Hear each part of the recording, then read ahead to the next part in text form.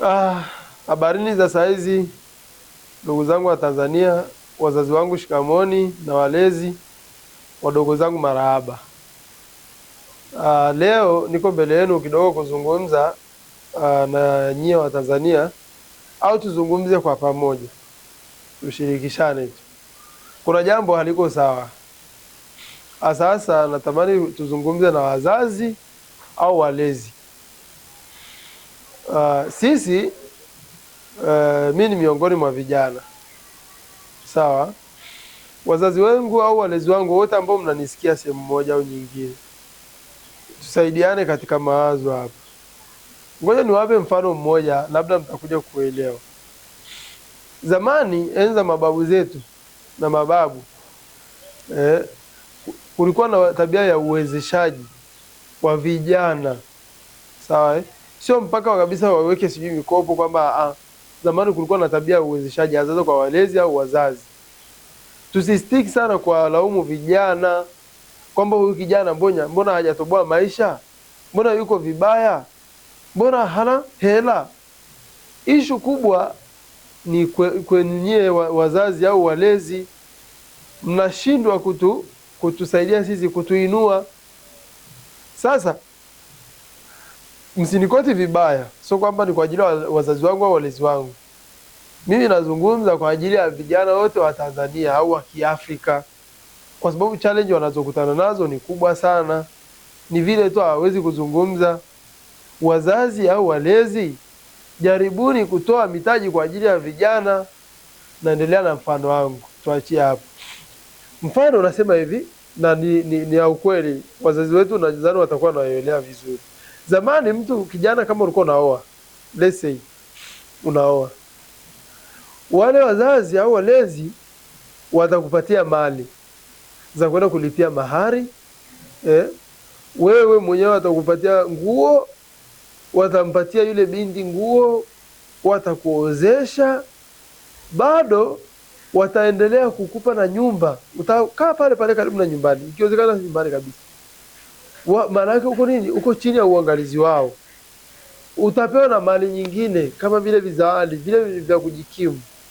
Lakini pia ikifika siku za gulio, unaweza ukaenda nao wapi?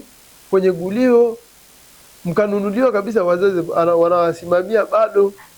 Au tuseme mtoto wa kike labda ameumwa, au huyo ambaye ameumwa pia anapelekwa hospitali, wanatoa hela mifukoni mwao wazazi. Lakini leo hii imekuwa ni tofauti kabisa, ni baada ya elimu kuingia. Zamani ni kwa sababu walikuwa wanaona kama hamna elimu kwa mwana wetu, kwa hata hawazi. Kwa hiyo baada ya elimu kuingia kidogo, nahisi watu wakapata ajira, wazazi wetu wakachukuliwa akili kabisa kwamba mtoto atakayesoma huyo tayari nini ameajiriwa. That is difference kabisa. So kila anayesoma anaenda kupata ajira, na wengi wanafikiria tu kwamba huyo amesoma hiki lazima atakuwa hiki. Elimu haiko hivyo. Wazazi wetu mnapokuwa mnamsomesha mtu, basi angalieni kwamba yeye anaenda kufanyaje, kuangalia maisha gani ambayo baadaye yeye atakuja kuishi. Sasa hivi mnatakiwa muangalie kwamba huyo hapa ndio amesoma, lakini ajira sasa imeshashindikana kizazi hiki. Wasomi ni wengi, baada ya watu kupata mwamko. Mbona zamani watu walikuwa wanapelekwa kusoma kwa kuwalazimisha, walikuwa hawaendi? Ndio maana watu walikuwa ni wachache, wale ambao wataalamu walikuwa ni wachache. Kwa hiyo hata walikuwa wanaajiriwa kwa uwepesi kabisa, na serikali ilikuwa inahitaji. Lakini sasa hivi wasomi ni wengi, we have great wataalamu. Kwa nini tunakuwa tunateseka? Tunawalaumu vijana, tunatupia maneno kwamba wewe ni mvivu, wewe sijui huyu ni uvivu wa kulima shambani. Kwa nini tusiwapatie vijana mtaji? Kwa sababu mimi sidhani kwamba vijana wetu ni wavivu kiasi hicho. Mimi nafikiria kwamba kitu kimoja tu, kwamba tungewapatia vijana wetu na ni mtaji mdogo tu. Sio kwamba kila familia kwamba itashindwa kumtunza mtoto wao vizuri, kwa sababu mtoto anapokuwa wanamzaa wanajua kabisa kwamba huyu tutamfanyia hiki. Leta ashumu huyo mtoto amezaliwa na upungufu wa akili, sio kwa nia mbaya, kwa nia nzuri. Maana yake huyo hapo hawampeleki shuleni, baadaye si watampatia mali. Huu ndo mtaji ambao nilikuwa nauzungumza, kwamba hata kama mtu ana afya nzuri, amesoma, ile elimu ukija ukamwongezea na mtaji, yeye atauchukua ule mtaji, ataongezea na ka experience, ataendelea kufanya kitu cha msingi sana. Kwa hiyo ukimfanyia hivyo mtoto, kwanza atakukumbuka na atatengeneza kitu cha muhimu sana ambacho hawezi akakisahau maishani mwake, kuliko tu kumwacha na kusema kwamba huyo hapa amesoma. Ni ngumu sana. Kwa hiyo mimi nilikuwa nasema hivyo kwamba nawaombeni wazazi wangu, na shauri tuwapatieni vijana mtaji wao, kwa sababu hii nimeona watu wengi wanalaumu, na vijana wenyewe kwa sababu hawawezi kumlaumu mzazi au walezi, wanatupia lawama kwa serikali kwamba jamani, serikali kwa nini mnatufanyia hivi? Serikalini kule nafasi zimejaa, watu nani anataka aachie mshahara wakati sasa hivi ndo hela ndo kila kitu? Yani wewe unatarajia kabisa kwamba waachie mshahara au hamna? Ni ngumu sana. Maana yake wazazi walikuwa ni kitu cha msingi, wawabebe watoto wao kwa kuwapatia mtaji, kwa sababu hata sasa hivi ukisema kwamba hautampatia mtaji huyu kijana, ndio mikopo ipo, kausha damu zipo za kutosha, mtoto anaweza kaenda akakopa. Ndio hivyo, ndio maana wanaweza anakuja nyumbani pale, unashangaa mtoto hata aombi ajira. Kwa nini? Hana cheti cha kuombea. Amekipeleka wapi? Wakati anasoma labda anaomba hela ada, hela kitu. Kwa sababu vitu vyote ni gharama. Huku anachopewa hela gharama kama yani analia kujikimu, zile haziwezi ikafiksi sehemu zote. Huyu mtoto anakuwa na vitu vingi, kwa hiyo automatic unakuta mtoto ameingia kwenye nini, kwenye madeni mengi, mpaka anaenda anaweka bondi cheti chake, anaweka bondi kitu chake cha thamani, PC nini, ambazo ni za msingi sana kwa sasa hivi. Kwa nini hawa watoto tusiwape mtaji wa kueleweka kabisa? Na tuna uwezo wazazi wote kwamba hatuwezi tukakosa kwamba eti tukakosa mtaji kabisa. Kuna mashamba, kuna ng'ombe, mbuzi, kondoo. Unauza hata kondoo wawili. Kikubwa tu mtoto wako apate mtaji wa kuanzishia maisha. Wakaenda kastrago, kwa sababu mtoto akishasoma anakuwa na akili. Sasa hicho hapo ni kitu cha msingi. Sasa kwa nini tuje tulaumu? Mimi kitu ambacho nilichokuwa na washauri ndio hivyo. Kwa sababu ukiangalia kuna mtaalamu mmoja, tunawakumbusheni, nimemkumbuka hapa, anaitwa Naxi. Huyu jamaa ni mwanafalsafa wa kizungu. Sawa Anasema hivi, ngoja nimnote, anasema kwamba the society is poor because of the poorest of the society. Ni yani kwa Kiswahili wanasema hivi, jamii yoyote ni maskini kwa sababu ya umaskini wa jamii, au tuseme hivi kwa kurahisishia, mtu yoyote ni maskini kwa sababu ya umaskini wa mtu huyo. Unajua ni kwa sababu gani? Nitawaelekeza vizuri kabisa.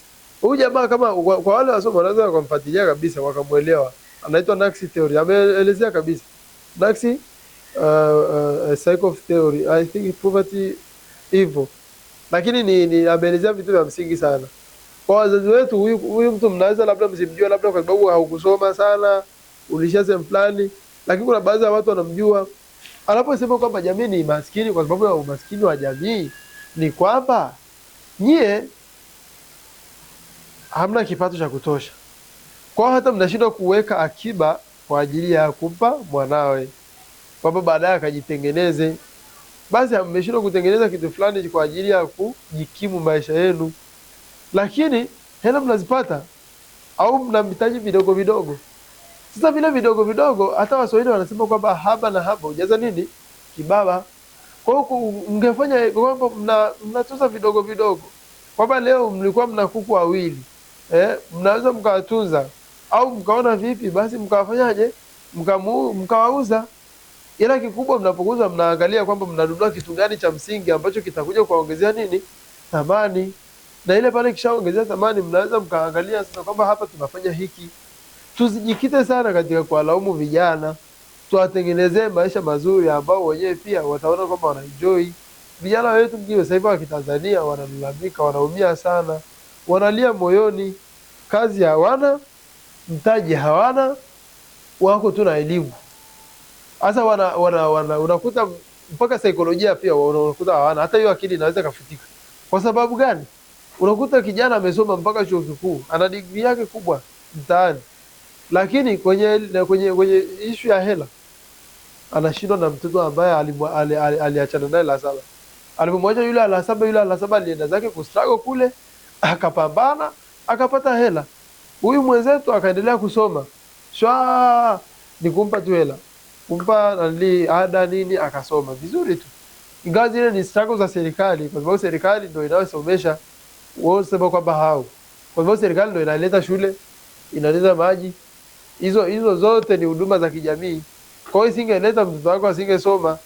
Ada hata na hivyo ada tena wameturahisishia kabisa, muda mwingine ada ni bure kabisa. Kwa hiyo unakuta kwamba wewe kazi yako ni kumwandaa tu mtoto wako aende shule. Hauna struggle yoyote kwamba atajua mwenyewe akishapata elimu. Humfuatilie mtoto wako, basi amesoma, amepata elimu, lakini sasa mwezeshe au kaa naye chini, mwambie kwamba wewe una uwezo wa kufanya kitu gani ukatengeneza mtaji mzuri. Hata kuambia kijana aweza akasoma mpaka chuo kikuu eti akawa ni hopeless kabisa. Wengi tena wanatukana kwamba huyu kichwa maji hakuna sijui nini. Siwaambie hivyo bwana. Mimi nafikiri kwamba hayo ni mawazo yangu tu. Ndio mimi ni mtoto wenu, ni mwanao. Hivyo nimeona tu kwamba ni bora na ninawasilishieni kwa nyie wa Tanzania. Mkiliona ni bora mtalitengeneza na mtalifuata. Lakini kama hamjaona pia ni bora, basi tutamalizia hapo tu. Lakini tunaombeni sana kwa sababu mtu wa kwanza kusikiliza, hata tukisema leo tuzungumza na serikali, mtu wa kwanza kusikiliza na ni mtu binafsi, kwamba wewe ndio utakayesema, wewe ndio utakaye. Kwa mzazi ukisikiliza unaweza ukafanya hivyo, kuliko kumwacha mtoto wako akaendelea kunyanyasika na kuteseka, anaenda anarudi, anaenda anarudi. Wewe mwenyewe kwanza unaingia kwenye matatizo, unashangaa mtoto kila siku yuko hapo, vitu ni vingi, anahitaji muda mwingine mpaka mtoto anakuja kukuomba hela vocha. Of course inakuwa ni uongo. Nawashukuruni sana na niwatakieni siku njema.